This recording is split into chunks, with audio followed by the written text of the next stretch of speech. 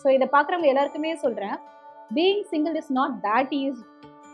அது வந்து பெரிய ஒரு சாக்ரிஃபைஸை தாண்டி, அது வந்து நிறைய பிளேமிங்ஸை தாண்டி, சொசைட்டியோட ஒரு டாமினன்ஸை தாண்டி, இது எல்லாத்தையுமே தாண்டி அனுபவிக்கிற ஒரு பெயின் அது.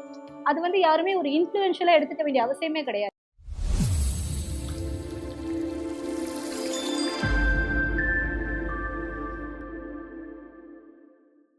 நீங்க சொல்றீங்களா, நான் 7 இயர்ஸ் 8 இயர்ஸ் ஆச்சு நாங்க செப்பரேட் ஆகி. ஸோ நாங்க ப்ராப்பரா டிவோர்ஸ் பண்ணலைனாலும் கொஞ்சம் தள்ளி இருக்கிறோம். அதுதான் எங்களுக்கு ஒரு ஹாப்பினஸ்.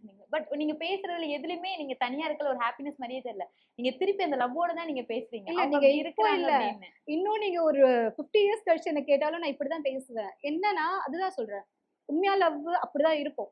அது வந்து எவ்ளோ வலிய தாண்டுனாலும், எவ்ளோ கஷ்டத்த தாண்டுனாலும், அந்த லவ்ங்கிறது அப்படிதான் இருக்கும். அந்த லவ்வ நீங்க இப்ப மிஸ் பண்றீங்களான்னு கேக்குறேன் நானு. லவ் மிஸ் இல்ல அப்படி இல்ல. ஆக்சுவலி லவ் மிஸ் பண்றேன். ஆனா எனக்கு மேரேஜ் லைஃப்ல அது வேண்டாம்.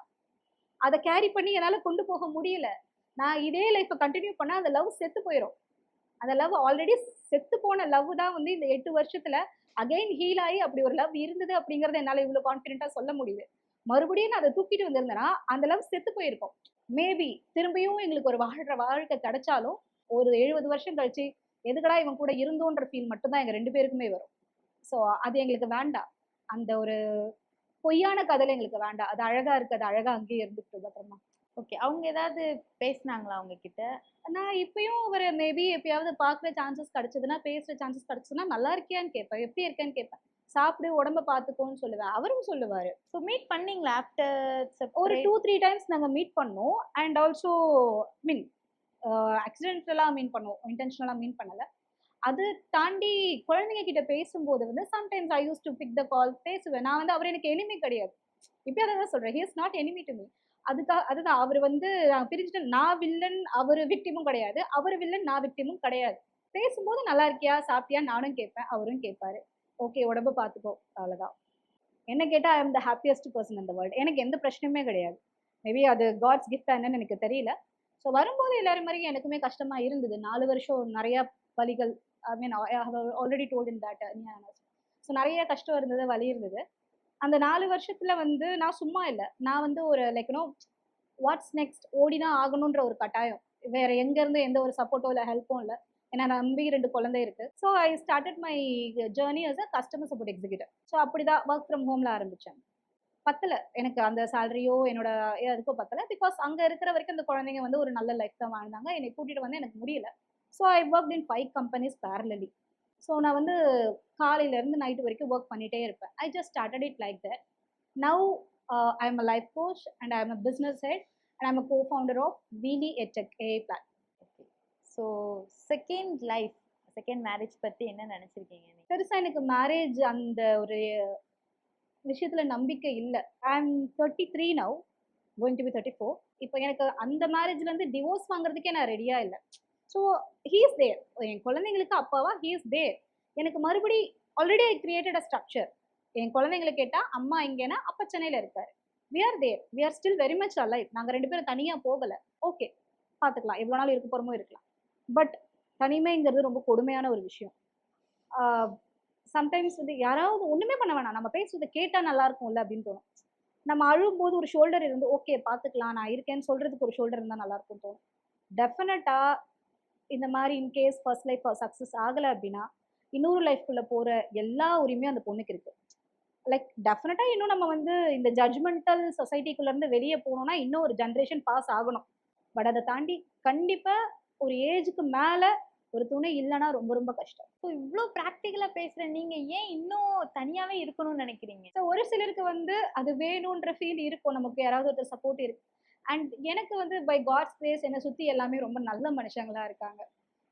லைக் நான் வேலை செய்யற என்விரான்மெண்ட்டா இருக்கட்டும், என்னோட குழந்தைங்களா இருக்கட்டும், எனக்கு அந்த அன்பையும், லவ்வையும் கொட்டி கொட்டி குடுக்கறதுக்கு என்னைய சுத்தி ஒரு ஒரு அழகான ஒரு கூட்டம் இருக்கு. நான் ரொம்ப ஒரு சேஃபஸ்ட், ஒரு ஹாப்பியஸ்ட் பிளேஸ்ல இருக்கேன். எனக்கு இப்போ இத விட்டுட்டு போய் இன்னொரு கமிட்மெண்ட்டுக்குள்ள போகணும் அப்படிங்கிற எனக்கு ஒரு தாட் வரல. நான் நல்லா இருக்கேன். மேபி இன்னும் நெக்ஸ்ட் ஒரு 15 டூ 20 இயர்ஸ் கழிச்சு என்னால முடியுற லைக் அதுக்குள்ள என்னோட லைஃப் எவ்வளவு செட்டில் பண்ண முடியுமோ நான் பண்ணிப்பேன். அப்புறம் அவங்க அவங்க சந்தோஷத்த பார்த்துக்கட்டும்னு சொல்லிட்டு ஐ வில் சி. இன்னைக்கு செய்யறதுக்கு எவ்வளவு வேலை இருக்கு. நான் போயிட்டு அட்லீஸ்ட் ஏதாவது சர்வீஸ் பண்றதுக்கு நான் போகலாம். இல்ல ஏதாவது என்ஜிஓஸ்க்கு போகலாம். லைக் சொசைட்டிக்கு ஏதாவது என்னால குடுக்க முடிஞ்சதை நான் குடுக்கலாம். எனக்கு அந்த மாதிரி விஷயங்கள்ல இன்ட்ரெஸ்ட். நீங்க எனக்கு நீங்க ஸ்டார்டிங்ல இருந்து இப்போ வரைக்கும் சொன்னதுமே என்னால அந்த கமிட்மெண்ட் என்னால ஏத்துக்க முடியல. எனக்கு அதுக்குள்ள போக தோணல அப்படின்னு தான் சொன்னீங்க. ஏன் அது மேல பயம் உங்களுக்கு? நீங்க இல்ல நெறைய பேரு செப்பரேட்டா இருக்கிறவங்களா இருக்கட்டும், சிங்கிளா இருக்கிறவங்க, சோ ஒரு லவ் ஃபெயிலியர் ஆனவங்களே இருக்கட்டுமே, தனிமை ரொம்ப கொடியது, தனிமை ரொம்ப நரகம்னு சொல்றாங்க. ஆனா அந்த தனிமை அவங்க தான் தேடி எடுத்துக்கிறாங்க. அவங்க அது வரைக்கும் அனுபவிச்ச வலிகள் ரொம்ப ரொம்ப பெருசா இருக்கும். திருப்பி அத போய் எடுத்துக்கிறதுக்கு எங்களுக்கு தைரியம் இல்ல. To be very Frank. அவ்ளோ விஷயம் நாங்க வந்து ஃபேஸ் பண்ணியும், அவன் செஞ்ச எல்லாமே எனக்கு மறந்து போயி, இன்னமும் அவன் மேல எனக்கு இருக்கிற அந்த ஒரு மரியாதையோ, அதுதானே உண்மையான அதாவது இன்னும் ஓகே. இருக்கத்தானே செய்யுது. ஆ. ஸோ லவ் இல்லாமலாம் கிடையாது. அது டெஃபினட்டா இருக்கு. எனக்கு என்னன்னா, திருப்பி அந்த கமிட்மெண்ட்டுக்குள்ள போக தான் எனக்கு அதுதான் விருப்பம் ஏன் இல்ல. பயம்? அந்த கமிட்மெண்ட் ஏன் உங்கள ஒரு பயமா ஆக்குது? அதாவது நல்ல மாட்டுக்கு ஒரு சூடுங்க. போதும். திரும்பி போயிட்டு டே 1லேருந்து ஸ்க்ராட்ச்லேருந்து ஆரம்பிக்கிற அளவுக்குலாம் தைரியம் இல்ல. மேக்ஸிமம் ஆஃப் பெர்சன் எல்லாருமே ஒரு ஃபர்ஸ்ட் லவ்ல பிரேக்கப் ஆயிட்டாங்க, ஃபெயிலியர் ஆயிட்டாங்க. இப்ப செகண்ட் லவ்வே எனக்கு வேண்டாம்ப்பா. இன்னொரு லவ்வ நான் இன்னும் ஏத்துக்கிற மனநிலையிலே அப்படி சொல்றவங்கலாம் இல்லைன்றாங்கல்ல. பாத்தீங்கன்னா, அடுத்த 20 நாள்ல இன்னொருத்திய பிக்கப் பண்ணிட்டு வந்து நிப்பாங்க. பையனா இருந்தாலும் சரி, பொண்ணா இருந்தாலும் சரி. சரி ஏன் அது வேறங்க. இது எப்படின்னா, அங்கருந்து நாங்க வரும்போதே எங்கள சுத்தி ஒரு பண்டில் ஆஃப் ஒரு ஒரு எப்படி சொல்றது? ரெஸ்பான்சிபிலிட்டி தூக்கிட்டு வந்திருக்கோம். இத சுமக்கிறதுக்கே எனக்கு முடியல. இன்னொன்னுத்தையும் தூக்கி எனக்கு சுமக்க தைரியம் இல்லன்னு தான் நான் சொல்றேன். ஓகே. இதே விஷயத்த நம்ம பேரண்ட் யோசிச்சிருந்தாங்கன்னா, நம்ம சின்ன பிள்ளைகளா இருக்கும்போது யோசிச்சிருந்தாங்கன்னா, நம்மளால அத ஏத்துக்க முடியுமா? நீங்க எக்ஸ்பெக்ட் பண்ணி ஒரு விஷயம் கேட்குறீங்கல்ல, அதோட ரொம்ப way far big and way far painful and bad that is. Okay. நம்ம என்னோட பர்சனல் ஸ்டோரிய அங்க வச்சுருவோம். பட் ஜென்ரலா கேட்டீங்க அப்டின்னா, டெஃபினட்டா அத செய்யக்கூடாது. செய்யக்கூடாது in the sense we need to நீங்க சொன்ன மாரி ஒரு ஸ்ட்ரக்சர் இருக்கிறது ஆ. நல்லது தான். ஓகேவா? சோ அதுதான் கேட்கிறேன். நமக்கு நம்மளோட ஃபேமிலில அப்படி ஏற்படும்போது நம்மளால அக்செப்ட் பண்ண முடியல. ஆனா ஏன் நம்ம அத யோசிக்கும்போது, it's my choice, it's my own அப்படின்னு ஏன் நம்ம சொல்றோம் அத? எனக்கு வேற வழி இல்ல. நான் அதுதான் சூஸ் பண்ணி ஆகணும். அப்டிங்கிற ஒரு ஸ்டேஜ்ல இருக்கேன். என்னால இத ஹேண்டிலே பண்ண முடியல. ஒண்ணே நான் வாழணும்னா, நான் டிவோர்ஸ் பண்ணணும். என்னால முடியல. என்னால வந்து நெக்ஸ்ட் பண்ணவே முடியல. இல்லன்னா என் குழந்தை வாழ்க்கையே போயிரும். இந்த மாரி சில எக்ஸ்ட்ரீம் கேஸஸ் இருக்கு. ஸோ அப்ப வந்து இதுதான் choice. It's not an option. But when நீங்க அத ஒரு ஆப்ஷனா பார்க்குறீங்கன்னா, உண்மையாவே ரொம்ப கொடுமையான விஷயம். Divorce is not at all recommendable. Okay. அது ஒரு ஃபேண்டஸியான வேர்ட் இல்ல. அது ரொம்ப ஈஸியானதும் கிடையாது. அப்புறம் ஏன் நீங்க தனிமையா இருக்கிறதையும், சிங்கிளா இருக்கிறது ரொம்ப ப்ரௌடா ஃபீல் பண்றீங்க? நான் வந்து சிங்கிளா இருக்கேங்கிறதே எனக்கு ஒரு ப்ரௌடே கிடையாது. யாரையும் டிபெண்ட் பண்ணியோ, இல்ல வந்து மத்தவங்களுக்கு ஒரு கஷ்டம் குடுக்காமலோ ஒரு 2 நல்ல ஒரு ஆண் மகன என்னால வளர்க்க முடியுது. என்னால வந்து சுயமா எனக்கு தேவையானத செய்ய முடியுது. அந்த விஷயத்துல நான் வந்து ப்ரவுடா இருக்கலாம். ஃபேமிலிங்கிறது ஒரு 100% ரெஸ்பான்சிபிலிட்டி 50% அப்பா, 50% அம்மானா, அந்த அப்பா கிடையாது. நீ அந்த அம்மாவா இருந்து, அந்த 100% ரெஸ்பான்சிபிலிட்டியும் நீ தான் ஹோல்ட் பண்ணணும்.